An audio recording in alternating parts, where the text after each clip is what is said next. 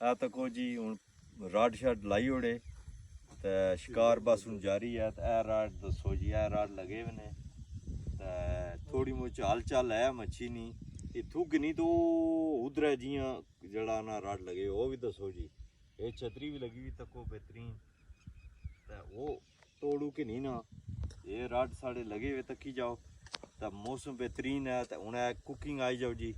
टुरने अच्छो कुकिंग दसी है तो हुण भट्ट साहब है आखे मास्टर कुक है साढ़े ये हुण बाल्टी गोश्त बनाने 5-6 किलो गोश्त खासा असां अज भी तो सवेरा है तको जी पूरा इंतजाम है। ए तको जी पूरा इत्थे मसला चल ही रहा है तक ही किलो ठीक है।